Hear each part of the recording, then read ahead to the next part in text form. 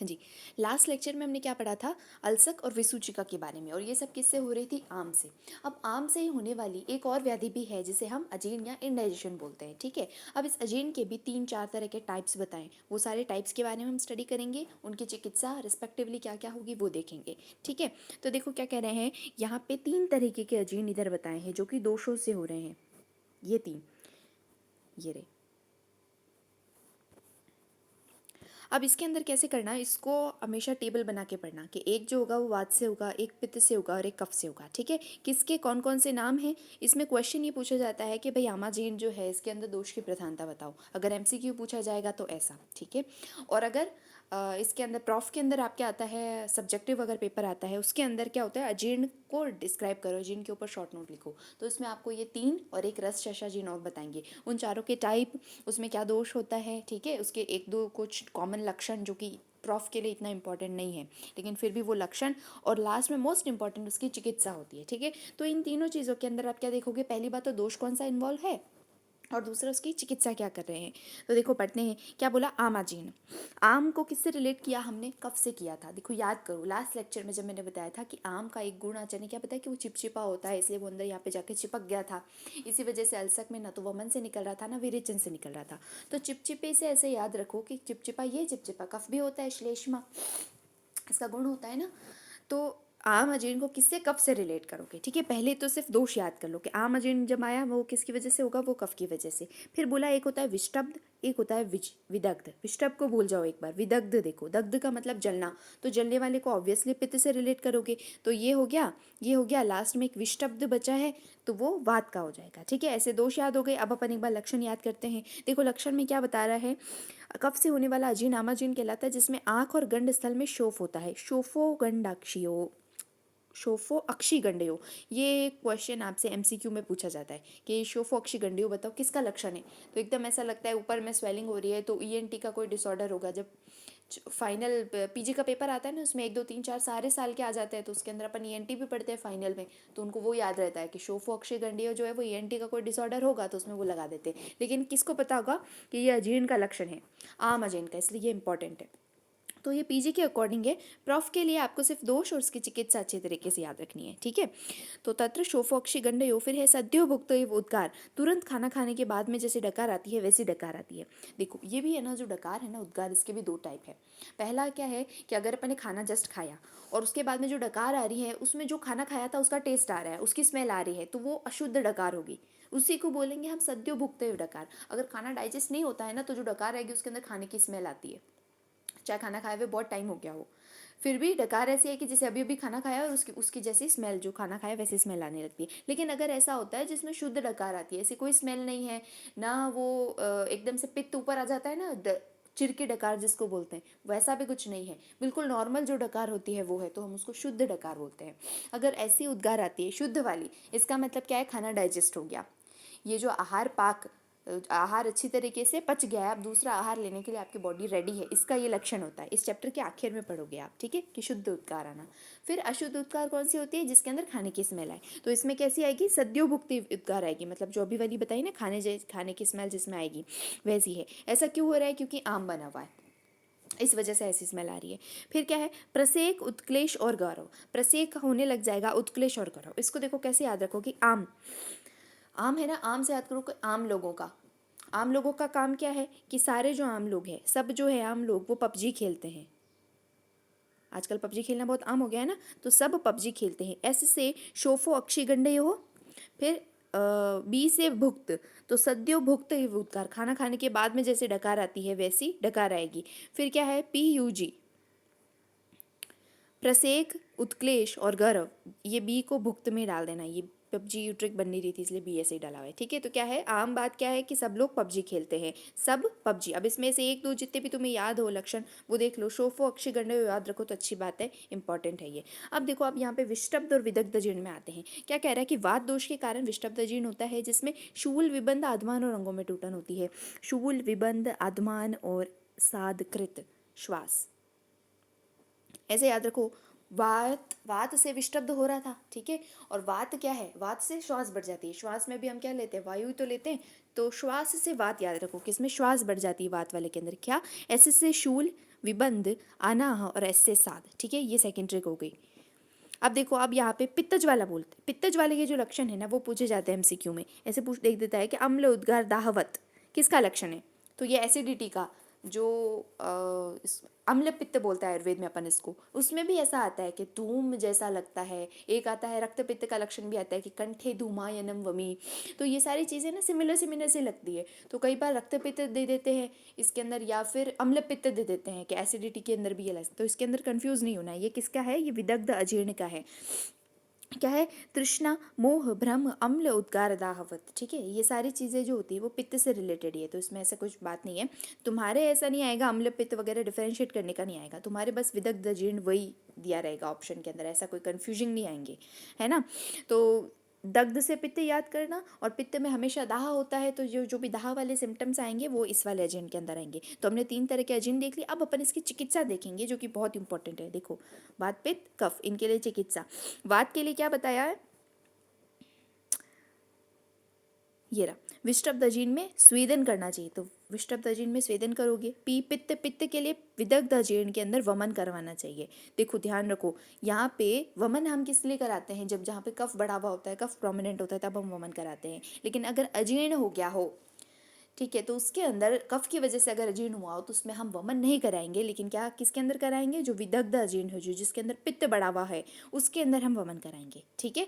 इसका एक रीज़न ये होता है कि कफ, आमाजीर्ण जो है उसके अंदर क्या हुआ, कफ तो बढ़ा हुआ है, वो सब तो ठीक है, कफ की वजह से हुआ, लेकिन निकालना किसको है, अपन को आम को निकालना है, और वो आम का नेचर क्या है, चिपचिपा है, वो अंदर इधर यहाँ पे चिपका हुआ है, तो उसको अभी निकालना सही नहीं होगा, पूरी तरीके से निकलेगा भी नहीं। हालांकि आम के अंदर हम ये वमन वाली चिकित्सा करते हैं, लेकिन आम अगर अजीर्ण हो गया हो, आम के साथ में अजीर्ण दोनों मिक्स हुए हुए हों, तो उसके अंदर हमें वमन नहीं कराना है, ये इसका लाइन ऑफ ट्रीटमेंट है, इसको ध्यान रखना। वमन किसके अंदर है, वो विदग्ध अजीर्ण के अंदर है, ठीक है।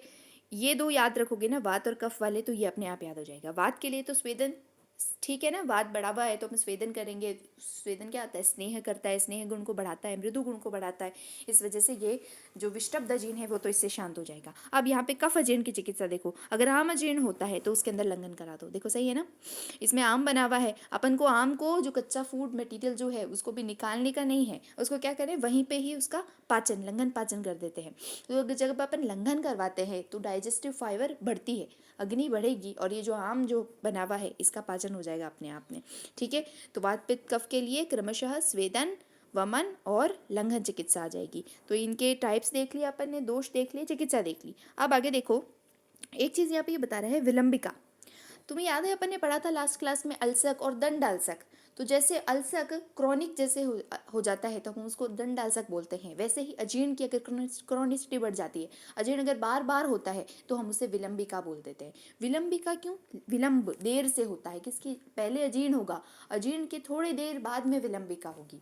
देखो क्या हुआ कि मान लो अजीर्ण हुआ, ठीक है, फिर अजीर्ण के अंदर अभी अजीर्ण है, आम बना हुआ है, लेकिन कुछ टाइम बीत गया, अपन ने चलो मान लो खाना वाना नहीं खाया, नॉर्मल लंघन लिया, उसकी चिकित्सा नहीं ली अच्छी तरीके से, उसका वेट नहीं किया कि वो आम का पूरा पाचन हो। लेकिन कभी कभी क्या होता है, मिथ्या भूख बोलते हैं उसको, ये झूठी ऐसे ही भूख लग जाती है, लगता है कि नहीं अब कुछ क्रेविंग्स होने लगती है अपन को कि नहीं अब कुछ खाना चाहिए, तो अभी तक आम बना हुआ ही है लेकिन फिर भी हम और खाना खा लेते हैं क्योंकि क्रेविंग्स हुई है हमें। उस वक्त एक्चुअली वो बॉडी की नीड नहीं है, उस वक्त वो इमोशनल ईटिंग होती है, मेंटल सेटिस्फेक्शन के लिए जो हम खाते हैं, तो खा लिया। अजीर्ण आम तो पहले से बना हुआ था, उसके बाद में और खाया तो वो और आम बन गया। तो जो 2 बार आम बना ना, धीरे धीरे ऐसे इसका संचय होता रहता है और ये स्रोतस के अंदर चला जाता है, और जैसे जैसे ही वो स्रोतस के अंदर चला जाता है हम उसको विलंबिका बोल देते हैं।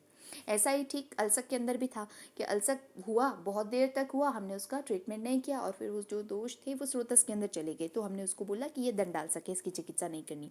ऐसे ही विलंबिका होती है, इसका चिकित्सा इसकी करते हैं, ये कोई असाध्य नहीं है। दंडाल्सक जहाँ पे असाध्य था, विलंबिका जो है वो असाध्य नहीं है। इसके अंदर पीजी 21 में, ये पीजीटी 21 के अंदर क्वेश्चन पूछा था कि विलंबिका के अंदर दोष बताओ, तो कौन से दोष होंगे। ये क्या है, ये अजीर्ण की बड़ी बहन है, क्योंकि अजीर्ण की बड़ी बहन है, सबके अंदर एक एक दोष था, इसके अंदर 2 आएंगे। कौन से आएंगे, कफ और वात, केवी, ठीक है, कफ और वात दोनों का अनुबंध होगा किसके अंदर, विलंबिका के अंदर, बस यही बात याद रखनी है इसके अंदर, ठीक है। क्या है कि आम के लीन होने पर जो प्रभूत अजीर्ण बहुत मात्रा में, जो बहुत ज़्यादा अजीर्ण होता है उसी से विलंबिका उत्पन्न होती है। कैसे होती है मैंने बता दिया, वो स्रोतस में जाकर के स्टिक हो जाता है जो आम होता है, इस वजह से विलंबिका हो जाती है। अब देखो, अब ये चौथा टाइप बताएंगे अजीर्ण का, ये किसी दोष के अकॉर्डिंग नहीं है, ये सबसे माइल्ड है, अजीर्ण का सबसे माइल्ड फॉर्म है ये रस शेषाजीर्ण। इसमें क्या होता है कि देखो तुमने खाना खाया, ठीक है, खाने का क्या होता है, खाने का आहार रस बनता है। अब आहार रस से सारा सारा जो है इसके ऊपर जठराग्नि काम करेगी और फिर ये क्या बनेगा, रस धातु बनेगा, रसाग्नि काम करेगी और ये रस धातु बनेगा, है ना। अब ये जो आहार रस से रस धातु बनने का प्रोसेस है, इसमें कुछ तो बन जाता है और कुछ रह जाता है। जो कुछ रह जाता है उसको हम बोलते हैं कि रस जो है वो शेष रह गया। कौन सा रस शेष रह गया, आहार रस जो है वो शेष रह गया, उसको क्या बोलेंगे, रस शेषाजीर्ण। एक तरीके से ये आम की भी डेफिनेशन है। आम में भी मैंने यही बताया था कि जो हमने आहार रस खाया था वो थोड़ा सा बच गया, तो जब वो बच गया हमने उसको क्या बोला, आम। बिल्कुल, रस शेषाजीर्ण भी और आम दोनों सेम होते हैं, लेकिन क्या होता है कि आम अपन उसको जब बोलेंगे जब वो अनडाइजेस्टेड फूड जो मटेरियल है वो और ज़्यादा कुपित हो गए, मतलब ज़्यादा टाइम के लिए रहा, तो उसके लक्षण कैसे होंगे कि वो चिपचिपा हो जाएगा, वो विस्र गंध युक्त हो जाएगा, उसमें बहुत सारे कलर्स की उत्पत्ति हो जाएगी। ये सब आगे माधव निदान के अंदर, माधव निदान हम कोर्स में नहीं पढ़ते, लेकिन आप पीजी के लिए जब पढ़ोगे संहिता के अंदर तो उसमें आम के लक्षण बताए, उसमें ये 3-4 क्वालिटीज़ आम की बताई है, तो वो आम होता है। ये क्या है, ये आम की पहले वाली स्टेज है, रस शेषाजीर्ण। पहले रस शेषाजीर्ण होगा, उसके बाद में अगर हम उसे ट्रीट नहीं करते हैं और वापस खाना खाना शुरू कर देते, वापस खाना खाते हैं, तो क्या होता है, तो अजीर्ण हो जाता है, सॉरी, तब आम बनने लगता है। समझ गए, ये जो है आम जो है वो रस शेषाजीर्ण की लेटर स्टेज है। ये इन दोनों के अंदर डिफरेंस होता है। तो रस शेषाजीर्ण तुम्हें पता चल गया क्या है। इसके अंदर क्या चीज़ पूछी जाती है कि अश्रद्धा हृदय व्यथा शुद्धि अपि उद्गारे रस शेषतः। हमने बोला था कि अगर खाना डाइजेस्ट हो गया है तो उसका लक्षण क्या आता है कि उद्गार जो होती है वो शुद्ध उद्गार आती है, इसका मतलब खाना डाइजेस्ट हो गया, ठीक है। अब इसके अंदर क्या होता है, शुद्ध उद्गार तो आई है, लेकिन फिर भी खाने के अंदर अश्रद्धा और हृदय व्यथा होगी। जो खाना अच्छी तरीके से अपना डाइजेस्ट हो गया है और अब हमें दूसरा आहार लेने के लिए बॉडी रेडी है, इसके क्या या पैरामीटर्स होते हैं। तो इसके अंदर होता है कि भाई पहले तो तुम्हारे उद्गार की शुद्धि होगी, उसके बाद में खाना खाने की इच्छा होगी, और हृदय जो होता है, हृदय एकदम प्रसन्न होगा। इसमें सुविमल हृदय बोलते हैं कि हृदय प्रसन्न होता है, हृदय हल्का होता है। लेकिन ये तीनों कंडीशंस, ऐसी और भी बहुत सारी है, लेकिन कम से कम ये तीनों कंडीशंस जब पूरी होती है तब हम बोलते हैं कि अब आपको आहार ग्रहण करना चाहिए। रस शेषा जिनके अंदर क्या हुआ, ये फर्स्ट कंडीशन तो कंप्लीट हो गई कि उद्गार तो शुद्ध है, लेकिन ये दो चीज़ें नहीं है, अश्रद्धा, खाने का मन नहीं है, खाने में अरुचि है और हृदय में व्यथा है। अगर ये दोनों हैं, इसका मतलब क्या है कि कहीं ना कहीं आपका जो आहार रस है वो नहीं बना है, वो पूरी तरीके से आम भी नहीं बना है, लेकिन वो कच्चा है, अभी तक आहार रस पूरी तरीके से पका नहीं है। तो क्या करो, उसके ऊपर और खाना मत खाओ, बॉडी अभी खाना खाने के लिए रेडी नहीं है, ठीक है। बस यही चीज़ इसमें पूछी जाती है कि अश्रद्धा हृदव्यथा, ऐसा देखिए पूछ लेते हैं, अश्रद्धा हृदव्यथा शुद्धे अपि उद्गारे डैश किसके अंदर, तो ये रस शेष अजीर्ण का लक्षण है, ठीक है। इसको अंडरलाइन कर लेना कि शुद्ध उद्गार के आने पर भी अन्न में अश्रद्धा और हृदय में पीड़ा होती है, इसको हम रस शेष अजीर्ण बोलते हैं। अब चिकित्सा क्या है इसमें कि बिना भोजन किए ही सभी रोगी जो है वो कुछ देर जो है शयन करें, शयीत, ये देखो यहाँ लिखा है ना शयीत, ये शयीत। अब ये पूछते हैं, ये एक बार हमसे क्यों पूछा गया था कि शयीत, सिर्फ ये वर्ड ले लिया था, शयीत किसकी चिकित्सा है, तो ये रस शेष जिनकी चिकित्सा है। हमने बोला था ना दिनचर्या के अंदर भी कि अगर आप पूछो, आपको लगे आपका खाना जो है डाइजेस्ट नहीं हुआ तो सो जाओ। कैसे सो, अभक्त शयन करो, बिना कुछ खाए पिए शयन करना है। तो सब कि वात पित्त कफ से होने वाले जो थे अजीर्ण वो देख लिए हमने, उनके लक्षण देख लिए, उनकी चिकित्सा देख ली, लास्ट में जो रस शेष अजीर्ण होता है वो भी अपन ने देख लिया। अब आगे देखो, अब यहाँ पे अजीर्ण के कुछ ये सामान्य लक्षण बताएंगे। इसमें क्या याद रखो, अभी अपन ने क्या पढ़ा था रस शेष अजीर्ण में कि कोई भी तरह का अजीर्ण हो, ना सिर्फ इसकी, उसकी भी, जो तीनों है ना ये, इनकी भी चिकित्सा यही है। देखो यहाँ बोला ना कि सभी रोगी बिना भोजन किए हुई सभी रोगी कुछ देर शयन करें, सभी मतलब कि ये जो तीन जो पहले बताए थे अजीर्ण प्लस ये रस शेष अजीर्ण, इन चारों के अंदर क्या करो, अभक्त शयन हम करवा सकते हैं, ठीक है। तो हमने क्या अभक्त शयन करवा दिया था। अब अजीर्ण के लक्षण का जो ट्रिक है ना वो अपन इसी से बनाएंगे। अजीर्ण में हमने बोला था कि सो जाओ, सो करके जब इंसान उठेगा तो उसका अजीर्ण क्लियर हो जाएगा। तो सो के उठने के बाद हम उसको क्या बोलते हैं, वेरी गुड मॉर्निंग बोलते हैं कि नहीं बोलते। तो वेरी गुड मॉर्निंग भाऊ, बी से ब्रदर, बी से भाऊ, जो भी तुम्हें याद रखना है, बी से बबली, तो हम उसको बोलेंगे कि भाई वेरी गुड मॉर्निंग। तो इसके लक्षण देखो, विबंध, वी से विबंध आ गया, वी से विष्टम्भ आ गया, देखो ये ना विबंधो और विष्टम्भो, वी से विबंध, वी से विष्टम्भ। फिर जी से दो आते हैं, एक होता है गौरव, एक होती है ग्लानी। समझ लो दोनों भाई बहन, एक गौरव है और एक है ग्लानी। यहाँ आएगा देखो, विबंधो अति प्रवृत्ति व ग्लानी मारुत मूढ़ता। तो विबंध इससे हो जाएगा, ग्लानी इधर आ गया, ये रहा यहाँ पे गौरव, गौरव आ गया। फिर एम से क्या है, मारुत मूढ़ता, वायु का विमार्गमन, एम से मारुत मूढ़ता, और बी से लास्ट में आ जाता है भ्रम। तो ऐसे सारे लक्षण आपको याद हो गए। अब देखो इसको पढ़ते हैं। क्या है अजीर्ण के अंदर? क्या होता है? विबंध हो जाएगा, या तो विबंध हो जाएगा, इंडाइजेशन हमने बोला है ना, विबंध मतलब मलमूत्र की प्रवृत्ति होगी नहीं, या फिर अति प्रवृत्ति होगी, डायरिया हो जाएगा। तो हम किस लिए बोलते हैं डायरिया हो गया? मतलब खाना जो उसको दिया वो डाइजेस्ट नहीं हुआ, उसकी बॉडी ने उसको एक्सेप्ट नहीं किया, इसलिए वो बॉडी उसको फ्रिक्वेंटली बाहर निकालती रहती है, तुरंत बाहर निकाल देती है उसको। तो हम डायरिया को भी किसका रीज़न मानते हैं? डायरिया का रीज़न भी अपन क्या इंडाइजेशन को मानते हैं, कि इसका खाना डाइजेस्ट नहीं हुआ इसलिए बाहर निकल गया। तो अजीर्ण के अंदर दोनों लक्षण आएंगे, विबंध भी हो सकता है और डायरिया भी हो सकता है, अतिसार भी हो सकता है, वमन भी हो सकता है। किस पे डिपेंड करेगा? कि उसका कोष्ठ कैसा है ना। क्रूर कोष्ठ वाला होगा तो उसको विबंध हो जाएगा बेचारे को। लेकिन अगर मृदु कोष्ठी होगा तो उसका पेट जो होता है वो इतना सॉफ्ट होता है कि वो उसको झेल नहीं पाता और उसको तुरंत बाहर निकालता है। पेरिस्टालसिस उसमें बढ़ जाते हैं, इस वजह से अतिसार होने लग जाते हैं। दोनों चीज़ें आ गई। दूसरा क्या अपन ने क्या पढ़ा था? अति प्रवृत्ति व ग्लानि मारुत मूर्ता। ग्लानि होगी जब भी बहुत ज़्यादा अगर है ना डायरिया हो जाता है तो ग्लानि, थकान तो होती है, तो ग्लानि इसके अंदर हो जाएगी। साथ में क्या है? मूढ़ मारुतता भी प्रेजेंट है इसके अंदर, मतलब वायु का विमार्गमन हो जाएगा। वायु का विमार्गमन समझते हो ना? एक हमने बताया था अनुलोमन, कि जो वायु के डायरेक्शन को ठीक करेगा। तो बिगाड़ने वाला कौन? यही विमार्गमन। क्या होता है? वायु जब है, मान लो अपान वायु की डायरेक्शन नीचे की तरफ होती है, ये नीचे की तरफ नहीं होकर कि कभी ये ऊपर चली जाए या फिर इधर उधर टेढ़ी मेढ़ी चली जाए कहीं पे, तो उसको हम विमार्ग गमन बोलेंगे। वायु की डायरेक्शन से उसको उसको हटा देना। ठीक है, तो मारुत विमूढ़ता आ गया। फिर क्या है? अजीर्ण लिंगम सामान्यम विष्टम्भो गौरवम भ्रमः। विष्टम अपन इसके अंदर पढ़ा था, ग्लानि और गौरव इसमें साथ में पढ़ा था, और बी से भ्रम। तो ये है अजीर्ण के कुछ सामान्य लक्षण। अगर अजीर्ण को डिस्क्राइब करने का आए तो उसमें क्या लिखोगे? पहले तो अजीर्ण क्या है, किससे होता है? आम से उत्पन्न होता है। फिर आप उसके लक्षण लिखोगे, ठीक है, सॉरी उसके निदान लिखोगे, फिर लक्षण लिखोगे, उसके बाद में क्या लिखोगे? उसके टाइप्स। कितने टाइप? तो 4 तरह के टाइप अपने देखे। फिर आप क्या लिखोगे? कि इन सब की रिस्पेक्टिवली चिकित्सा क्या क्या होती है। ऐसा होकर के अजीर्ण टॉपिक पूरा कंप्लीट होता है। अब यहाँ पे अजीर्ण के कुछ कारण बताएं। ये कुछ नहीं है, इसको बस रीड करना, मज़ेदार है, तुम्हें मज़ा आएगा इसको पढ़ने में। सिर्फ रीड करना, बाकी ऐसा कुछ इंपॉर्टेंट नहीं है, ऐसा इसमें नहीं पूछा जाता है। ठीक है, तो इसको छोड़ दो। छोड़ दो मतलब सिर्फ रीड करना, याद करने की ऐसी कोशिश करने की ज़रूरत नहीं है, अपने आप ही याद होगा ये। अब देखो ये सबसे इम्पॉर्टेंट है, ये पैराग्राफ जो है ना वो इस चैप्टर का सबसे इम्पॉर्टेंट पैराग्राफ है, जहाँ से यूजी पीजी हर जगह क्वेश्चंस बनते हैं। यहाँ पे 3 चीज़ बताएंगे कि कौन कौन सी ऐसी चीज़ें हैं जो आम को बढ़ाती है। आम हो तो गया, आम किसकी वजह से हुआ था?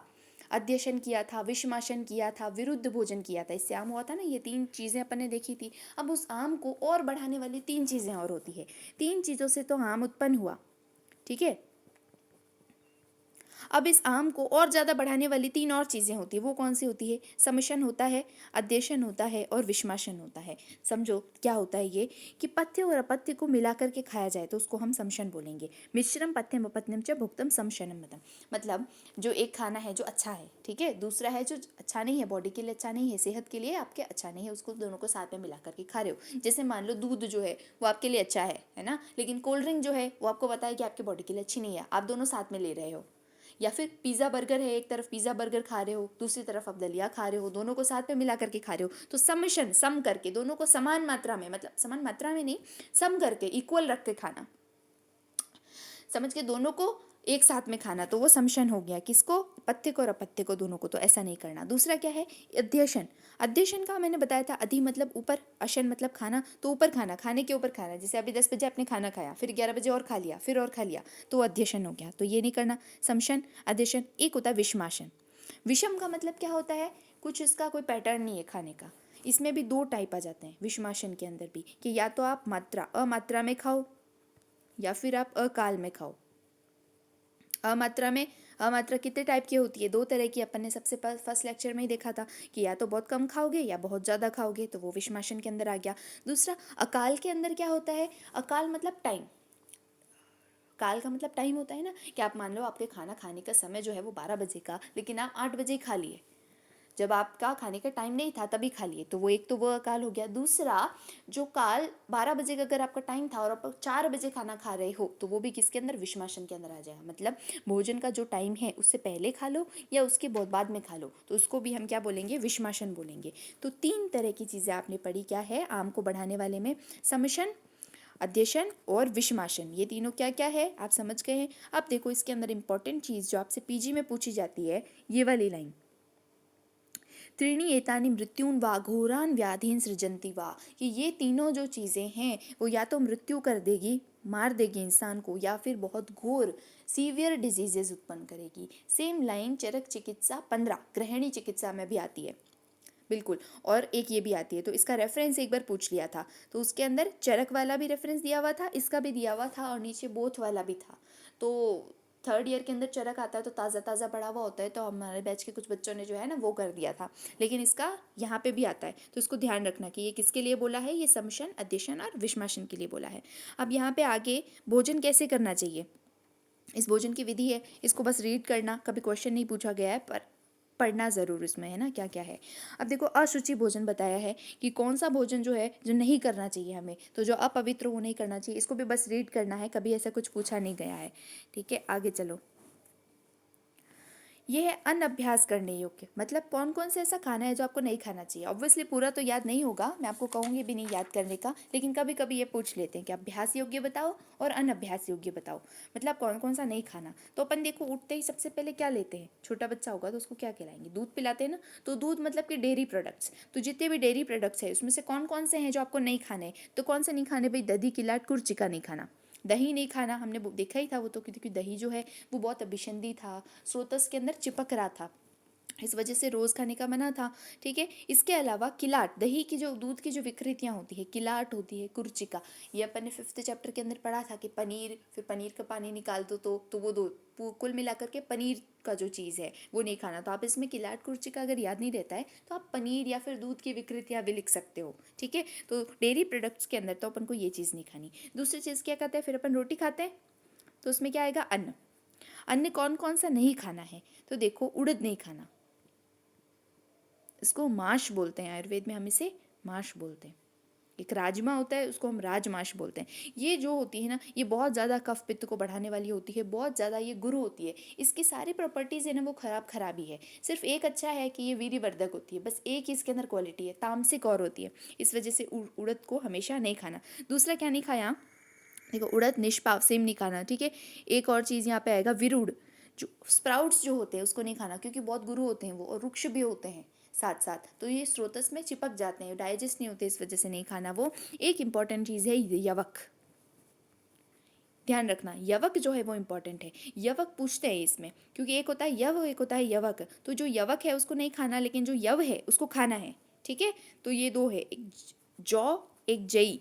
जो जौ है उसको तो खाना है, जो जई है उसको नहीं खाना, तो जो बड़ा वाला नाम है उसको नहीं खाना। ठीक है, तो हमने दूध देख लिया, अनाज देख लिया, उसके बाद में शाक सब्जी भी तो खाते हैं रोटी के साथ में, तो कौन सी सब्जी है ऐसी जो हमें नहीं खानी चाहिए, तो जो शुष्क शाक होता है, सूखी हुई जो सूखा हुआ शाक जो होता है, कीड़े लगा हुआ जो होता है, उसको हमें नहीं खाना। यहाँ पे आएगा कहीं, ये रहा, कहाँ गया, हाँ ये रहा, देखो शुष्क शाक है ना, शुष्क शाक नहीं खाना है। उसके बाद में क्या आता है, लास्ट में हम मांस, तो रोटी सब्जी खा ली, कुछ लोग जो रोटी सब्जी नहीं खाते हैं वो क्या करेंगे, वो मांस खाते हैं, तो किसका मांस नहीं खाना, जिसके अंदर खुद के अंदर मांस नहीं है उसका नहीं खाना, मतलब क्या हुआ, कृष पशु का मांस नहीं खाना। ठीक है, कृष पशु। फिर क्या है, शुष्क मांस जो होता है वो नहीं खाना। दूसरा, तीसरा क्या याद रखोगे, गाय, गाय हमारी माता है तो उसका मांस हम कैसे खा सकते हैं, तो गाय का भी नहीं खाना। फिर एक याद रखो, भेड़ वाला जो अपन ने देखा था 5th चैप्टर, उसके अंदर भेड़ का दूध और भेड़ का घी दोनों निकृष्ट थे, और उत्तम कौन सा था, गाय का घी और गाय का दूध, तो ये दोनों ही नहीं खाने।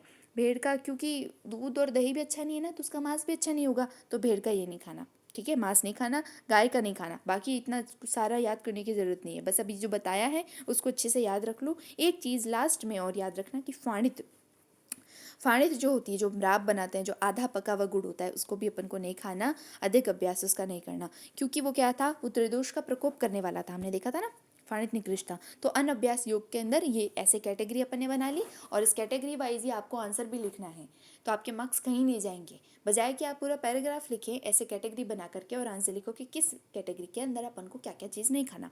अब सेम चीज़ ऐसे ही बनेगी कि कौन सी चीज़ें खा सकते हैं, तो बताओ, तो डेयरी प्रोडक्ट्स के अंदर, जो डेयरी प्रोडक्ट्स है उसके अंदर आप दूध लो और घी लो। ठीक है, दूध और घी खा सकते हो। फिर अन्न, अन्न कौन सा खाओ, कौन से खाते हैं हम, जौ खाते हैं, है ना, और क्या खाते हैं, जौ मतलब यव, फिर क्या खाते हैं, गेहूँ, एक क्या बोला है यहाँ पे, देखो शाली और साठी चावल। ये जो होता है चावल, राइस जो होता है ना, उसकी दो वैरायटी है, एक शाली होता है एक साठी होता है। इसमें शाली बेस्ट होता है। साठी इसलिए इसको बोलते हैं क्योंकि ये 60 दिन में पककर तैयार होता है, इसलिए इसे साठी चावल बोलते हैं। ठीक है, तो ये इसका अन्न हो गया। उसके बाद में हम शाक सब्जियां देखेंगे, तो सब्जियां कौन सी खा सकते हो, तो यहाँ देखो परवल, एक तो परवल खाओगे, दूसरी यहाँ पे जीवंती। जीवंती का साग बहुत अच्छा होता है, जीवंती की बेल लगी हुई है अपने बोटानिकल गार्डन में। तो जब कहीं जाओ अपने अपने गार्डन में जाकर के देखना, बेल होगी वहाँ पे। तो मधुर रस की होती है जीवंती, वात शामक होती है और आयु को देने वाली होती है, शुक्र और बल बढ़ाने वाली होती है, इसलिए हम जीवंती का यूज़ करते हैं। जीवंती अच्छे से याद रखना, ठीक है। एक सब्जी कौन सी खा सकते हो, परवल की खा सकते हो, तो परवल खाना है हमें। फिर मांस देखो, यहाँ पे मांस की बात नहीं की हुई है, चलो जाने दो। वैसे अगर मांस का अगर आपसे पूछा जाए कि कौन सा मांस जो है वो पथ्य होता है, तो वो जांगल मांस जो है वो पथ्य होता है, क्योंकि वो लघु होता है। ठीक है, आसान आराम से पच सकता है। इसके अलावा इसके अंदर कुछ अच्छी अच्छी चीज़ें दी हुई है, ये ध्यान रखो। एक हरड़ आंवला जो है वो हमें अभ्यास उसका करते रहना है, हरड़ आंवला अच्छा होता है। दूसरा क्या खाना है, शक्कर। ठीक है, दिव्य जल, पानी, अगर पानी पीना है तो कौन सा पियोगे, दिव्य जल, जो बारिश का पानी होता है वो पियोगे। साथ में मधु, अनार, सेंधव लवण, ये इंपॉर्टेंट है। मधु खाओ और सेंधव लवण। सेंधव लवण कौन सा जो है वो हमेशा अपन को खाना चाहिए, तो लवण जो होता है सारे लवणों में श्रेष्ठ होता है, कौन सा, सेंधव लवण। सेंधा नमक जो कि व्रत में खाते हैं, तो उसको खाना है। तो इसमें से जो कैटेगरी वाइज बताई वो याद कर लो, और एक आध जो बाद में बताइए कि लवण है, मधु है, ये सब खाना चाहिए, तो ये याद कर लो, बस काफ़ी है। एक इंपॉर्टेंट चीज़ यहाँ पे और है कि नेत्रों के बलवर्धन के लिए क्या करो, त्रिफला मधु सर्पिभ्याम निशि नेत्र बलाय च। त्रिफला मधु सर्पिभ्याम निशि, ऐसे पूछ लेते कि ये किसके लिए बोला है, तो ये नेत्र रोगों के लिए हितकारी होता है। ठीक है, याद रखना। त्रिफला का जल, त्रिफला को भिगो करके और सुबह उसके जल से आंखें धोते हैं, तो इससे बोलता है कि जो तिमिर रोग होता है आँखों का, अंधता जो होती है वो दूर होती है। तो आगे आएगा वो चरक के अंदर आपका रेफरेंस आएगा। त्रिफला वाटर को टोटल है ना आँखों के लिए बहुत हितकारी मानते हैं। त्रिफला के अंदर क्या मिला दो, मधु मिला दो और घी मिला लो, तब तो वो और अच्छा हो जाता है। तो ये चीज़ याद रखना कि यहाँ पे नेत्र के लिए इंपॉर्टेंट चीज़ एक बताई है। फिर यहाँ पे भोजन में द्रव्य प्रयोग का क्रम बताया है कि अगर आपके पास बहुत सारा खाना हो जिसमें बहुत सारे रस हो, षड रसात्मक आहार लेना चाहिए, हमें पता है कि 6 रस होने चाहिए। अब उस 6 रस को किस सीक्वेंस में खाना चाहिए, ठीक है। तो यहाँ पे इक्षु, बीस इक्षु, ये सब छोड़ो, बस रस याद कर लो। इसके अंदर हमने क्या देखा, मधुर, अम्ल, लवण, कटु, तिक्त, कषाय होता है ना, बिल्कुल ऐसे ही सीक्वेंस में इसमें खाना है। ये जो मधुर है उसको सबसे पहले खाना है, ठीक है। फिर सेकंड नंबर पर, मतलब बीच में मधुर खा लिया। मधुर के साथ में एक ये गुण भी याद रख लेना कि गुरु, स्निग्ध, मधुर, मंद, ये जो है गुरु, स्निग्ध, मधुर, मंद, ये जो है ये सबसे पहले खाना। क्योंकि देखो इसका रीज़न समझो, गुरु खाएंगे, मधुर खाएंगे, क्या होता है, भारी होते हैं, है ना। और जब अपन जस्ट खाना शुरू करते हैं उसमें भूख बहुत ज़्यादा लगी हुई होती है, तो अग्नि बढ़ी हुई होती है, तीव्र होती है, तो इसको पचने के लिए अग्नि भी ज़्यादा चाहिए होगी और इसमें टाइम भी लग जाएगा। अपन ने पहले खा लिया तो उसको टाइम भी ज़्यादा मिलेगा। इस वजह से गुरु अन्न, मधुर अन्न, स्निग्ध अन्न सबसे पहले खाना। फिर क्या खाना, अम्ल और लवण खाना। क्यों अम्ल लवण खाना, क्योंकि ये देखो अग्नि महाभूत प्रधान होते हैं, ये क्या करेंगे, अग्नि को और ज़्यादा बढ़ाने का काम करेंगे बीच में। पहले तो अग्नि वैसे ही बढ़ी हुई है तो अपन ने मधुर अन्न डाल दिया, उसके बाद में अग्नि को अपन को बढ़ाना है, फिर बाद में धीरे धीरे मंद होती जाएगी ना, तो इस वजह से हम अम्ल और लवण खाते हैं और लास्ट में कटु तिक्त कषाय खाते हैं। तो जो इसका सीक्वेंस है वही इसके खाने का भी सीक्वेंस है, ठीक है। ये जो है क्रम, इसको साइड में आप अपनी जो श्लोक लिखा हुआ है इसके साइड में लिख लेना, बाकी ये पूरा ऐसे पढ़ने की ऐसे कोई ज़रूरत नहीं है, ऐसे नहीं पूछते। अब देखो भोजन का प्रमाण, वाघभट्ट ने क्या है, जो अपनी कुक्षी है उधर है उसके 4 पार्ट किए हुए हैं, ठीक है। चरक जहाँ है, चरक विमान स्थान त्रिविध कुक्षी, उसके अंदर 3 पार्ट ही करते हैं, लेकिन वाघभट्ट जो है वो 4 करते हैं। देखो वाघभट्ट के अंदर 4 लेटर्स आते हैं तो वाघभट्ट ने 4 किए, चरक के अंदर 3 ही आते हैं तो चरक ने 3 किए, ठीक है।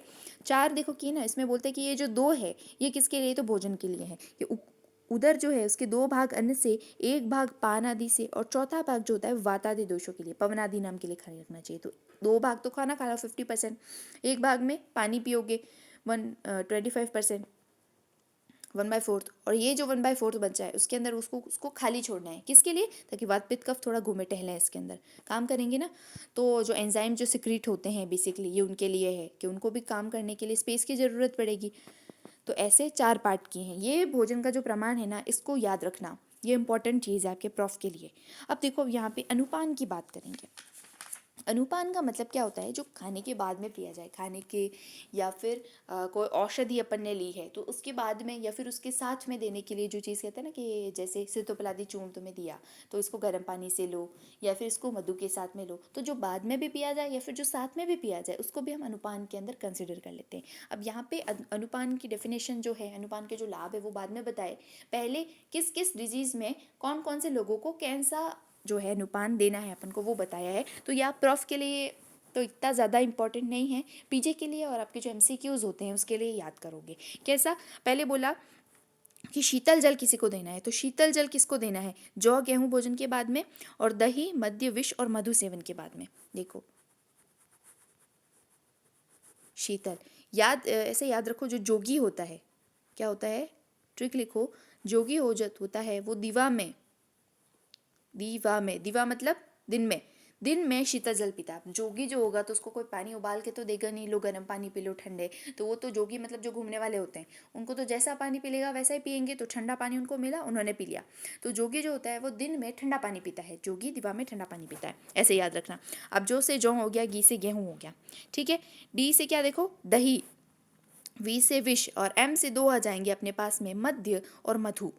इसमें ठंडा क्यों लिया, क्योंकि ये सारी जो चीज़ें हैं ना ये सारी उष्ण आती है, ये बहुत उष्ण होती है। तो आगे आप अनुपान की क्वालिटी पढ़ेंगे कि ऐसी चीज़ें जो कि आहार जो आपने लिया है उसके विपरीत गुण वाली हो उसको हम अनुपान बोलेंगे, लेकिन विरुद्ध नहीं होना चाहिए, ठीक है। तो अब आप बोलेंगे बहुत सारी तो यहाँ पे उष्ण है, लेकिन मधु जो है वो तो शीत था, हमने बोला था, लेकिन मधु के बाद में क्या गर्म जल अपन पी सकते हैं। अपन ने देखा था ना, 3 चीज़ें जो है वो मधु के साथ नहीं करनी थी, गर्म आहार विहार का सेवन नहीं करना था, गर्मी से कोई पीड़ित व्यक्ति हो उसको नहीं पिलाना, गर्म करके या गर्म चीज़ों के साथ में नहीं देना। तो इसके बाद में अपन को गर्म चीज़ भी नहीं देनी है, क्योंकि ये प्रभाव से क्या करेगा, मधु मारक हो जाता है अगर मधु के बाद में कुछ गर्म देंगे, है ना। तो डेफिनेशन के अंदर भी ये आया है कि जो आप आहार दे रहे हो अनुपान उसके उल्टा तो होना चाहिए, उसके विपरीत गुण का तो होना चाहिए, लेकिन विरुद्ध नहीं होना चाहिए। तो अगर हम पहली कंडीशन मान करके मधु क्योंकि शीत होता है उसमें हम अगर उष्ण चीज़ दे देते हैं, अगर उष्ण जल दे देते हैं तो ये तो विरुद्ध हो जाएगा ना, तो ऐसा अपन को नहीं करना। इसलिए ध्यान रखना कि शीतल जल किस में देंगे, दिवा में। जोगी जो होता है वो दिवा में शीतल जल पीता है। अब आगे देखो, अब उष्ण जल, तो उष्ण किस किस को दोगे, पिष्टमय जो पदार्थ होते हैं, पिष्ट में पदार्थ मतलब जो बेसन के पदार्थ होते हैं, गुरु होते हैं वो बहुत पचने में, तो बेसन के पदार्थ जो अपन देते हैं उसके अंदर कोष्ण, किंचित उष्ण मतलब गुनगुना, क्योंकि ये भी उष्ण प्रकृति का होगा, लेकिन अपन को डाइजेशन को बेटर इंप्रूव करने के लिए क्या है, थोड़ा गुनगुना पानी उसको देना पड़ेगा। तो ये बहुत ज़्यादा गर्म नहीं होगा, ये ठंडा भी नहीं होगा, ये गुनगुना होगा, ठीक है। फिर देखो शाक में, अब यहाँ पे लिखते जाओ, शाक सब्जी खाई हो तो शाक के बाद में क्या पियोगे, मस्तू। शार्क याद करो, उससे शार्क होती है ना पानी के अंदर होती है, वो एकदम मस्त रहती है, अपने आराम से किसी से नहीं डरती, जिसको देखो खा जाती है। तो शार्क जो होती है वो मस्त रहती है, तो शार्क में मस्तु याद रखना। उसके बाद में क्या है, कृष, अगर कोई कृष व्यक्ति है तो उसके अंदर उसको सूरा पिलाओ, कृष में सूरा पिलाओ, सूरा सुअर याद करना, देखो सुअर जैसा मोटा हो जाएगा अगर कोई कृष व्यक्ति को पिला दी सूरा, तो सूरा क्या है, वही मध्य का टाइप है। फिर क्या बोला कि अगर स्थूल व्यक्ति होता है, कृष के लिए तो सुरा है, स्थूल के लिए क्या दो, उसको मधु दो, देते हैं ना। नेचुरोपैथी के अंदर क्या करते हैं, जो गुनगुना जो पानी होता है उसके साथ में मधु मिलाकर देते हैं और बोलते हैं कि मधु जो है वो कर्षण करने का काम करेगा। अगर इसी मधु को आप दूध के साथ में देते हो तो वो मोटा करता है, वो ब्रंगण करने का काम करता है। तो स्थूल में क्या दोगे, मधु दोगे। फिर देखो, फिर आगे क्या बोल रहा है, अगर शोष का रोगी हो, ये रहा, शोष में मांस रस देना है। शोष रोग मांस रस हमने बोला था कि बहुत ज़्यादा बल को बढ़ाने वाला होता है, तो ये बल को बढ़ाएगा। शोष रोग मतलब कि राजयक्ष्मा ले लो, टीबी ले लो, उसके अंदर सभी धातुओं का क्षय होता है, उस क्षय को बढ़ाने के लिए हम मांस रस देते हैं। फिर मंदाग्नि, अगर मंदाग्नि हो गई है किसी को, डाइजेस्टिव फायर बहुत कम है, तो उसमें मद्य दे दो, म से मंदाग्नि, म से मद्य, क्योंकि मद्य को किससे रिलेट किया था, याद करो, पित्त से किया था कि नहीं। तो मद्य जो होता है वो पित्त को बढ़ाने वाली होती है, इस वजह से मंदाग्नि के अंदर दे सकते हैं अपन। फिर यहाँ पे कुछ बोला है कि व्याधि औषधि ये सब चीज़ें हैं, इसके अंदर अनुपान जो है वो हितकारी होता है, ये आपको पढ़ने की ज़रूरत नहीं है, बस इतना सा याद रख लेना। शीतल जल किस में देना, उष्ण किसने देना, शोष में क्या देना, शाक के साथ में क्या देना, स्थूल में कृष में क्या देना, ठीक है। अब आगे देखो, यहाँ पे प्रशस्त अनुपान बताएगा। प्रशस्त अनुपान मतलब कि कौन सा अनुपान जो सबसे बेस्ट है, ये एक तरीके से अनुपान की डेफिनेशन भी हो गई, तो इसको याद करना। श्लोक हो तो ठीक है, नहीं तो हिंदी में तो याद करना ही करना। कि जो अन्न के गुणों के विपरीत गुण वाला हो, देखो विपरीत गुण वाला हो लेकिन विरुद्ध नहीं होना चाहिए, उसे हम अनुपान बोलते हैं, वही प्रशस्त मतलब बेस्ट अनुपान होगा। मधु इसका एग्जाम्पल हो गया, है ना। इसके अलावा और अपन देखेंगे, शीतल जल किसके अंदर पिला रहे थे, जो सारे उष्ण प्रकृति के थे, तो उसमें हम शीतल जल दे रहे थे, ठीक है। तो ये शीतल जल वाला पूरा इसका अनुपान का एग्जाम्पल एकदम ठीक बैठता है। अब यहाँ पे अनुपान के कुछ लाभ बताएंगे, अनुपान के गुण, इसको याद रखना, ये पूछते हैं अनुपान के गुण, ये इसमें भी आएगा, ये आपके भेषज कल्पना जो आएगी उसके अंदर भी आएगा, सेकेंड ईयर के अंदर शस्त्र भेषज कल्पना के अंदर। तो इसमें देखो याद रखो, अनुपान मतलब खाने के बाद में अपन पिला रहे हैं ना, पान मतलब पी रहे हैं, तो पिएंगे तो क्या होता है, पीने वाली चीज़ तो लिक्विड होती है, तो पहले इसको अपन स्टेप में याद करेंगे। फर्स्ट स्टेप क्या है कि यह आहार को क्लीन कर देगा, क्लीन का मतलब गीला कर देगा, ठीक है। तो पीने वाली चीज़ है ना, द्रव वाली चीज़ है, तो आहार को क्लीन कर देगा। दूसरी चीज़, जैसे क्लीन गीला गीला हो गया, उसके बाद में क्या होगा, अन्न संघात, देखो अन्न के संघात को शिथिल करता है ना। अन्न कैसा था, पहले वो सॉलिड था, फिर उसके अंदर जैसे पानी आया तो अब वो सेमी सॉलिड हो गया, तो संघात को छिन्न भिन्न किया कि नहीं किया, पहले वो ऐसे सॉलिड में था, फिर उसको तोड़ दिया, फिर ऐसे छोटे छोटे पार्टिकल हो गए उसके, तो अन्य संघात को छिन्न भिन्न करेगा, अन्य संघात को शिथिल करेगा, सेकेंड चीज़ ये करेगा। उसके बाद में क्या होता है, तीसरी बात में, फिर जब ऐसे टूट गया, उसके बाद में क्या होता है, जब अपन खाना टूट जाता है, फिर उसके बाद में उसका अब्जॉर्प्शन होता है, बाद में एसिमिलेशन होता है, तो बाद में क्या है, पाचन, सॉरी इससे पहले पाचन होगा। अब्जॉर्प्शन असिमिलेशन से पहले क्या होगा, पाचन होगा। खाना टूट तो गया, वो अंदर आ गया, बोलस जो था वो अंदर आ गया, अब उसका डाइजेशन होगा, तो डाइजेशन हो गया, उसके बाद में क्या होता है, अब्जॉर्प्शन असिमिलेशन होता है ना। तो देखो यहाँ अन्न को पाचन के लिए स्रोतस में व्याप्त करता है, तो पाचन हो गया, उसके बाद में वो उसको व्याप्त करेगा, मतलब अब्जॉर्ब होगा, फिर बाद में वो असिमिलेट होगा, ठीक है, स्रोतस में चला जाएगा। और जब वो स्रोतस में चला जाएगा तो हमें क्या होगा, तृप्ति, खाना खाने के बाद तृप्ति होती ना, तो तृप्ति हुई, तृप्ति होने के बाद में पूरा स्रोतस के अंदर चला गया, अब फाइनली वो क्या करेगा, अपने एक्शन प्रोड्यूस करेगा, तो खाना खाने से क्या होती है, ऊर्जा मिलती है, तो लास्ट में हमें ऊर्जा मिलेगी, ठीक है। ऐसे याद रखना, फर्स्ट अनुपान में क्या करोगे, अनु मतलब पान, पान मतलब पीना, तो पीने में गीला गीला जाएगा तो आहार क्लीन होगा पहले, फिर वो क्लीन हो गया तो गीला करेगा, किसको करेगा, सॉलिड जो था उसको गीला करेगा, तो अन्न संघात को शिथिल करेगा, शिथिल करने के बाद में पाचन होगा, फिर उसका अब्जॉर्प्शन एसिमिलेशन मतलब कि वो व्याप्त होगा, व्याप्त होने के बाद में पूरा जब वो व्याप्त हो गया तो हमें तृप्ति आएगी कि हाँ भाई पेट भर गया, उसके बाद में लास्ट में हमें एनर्जी मिलेगी, तो ऊर्जा को बढ़ाएगा। या ऐसे ये अनुपान के 6 गुण हो गए, तो उसको याद रखना, सारा पूरा डाइजेस्टिव जो सिस्टम चलता है अपना डाइजेशन, बिल्कुल वही प्रोसेस है। अब यहाँ पे कुछ ही अनुपान के योग्य अयोग्य वगैरह बताएंगे।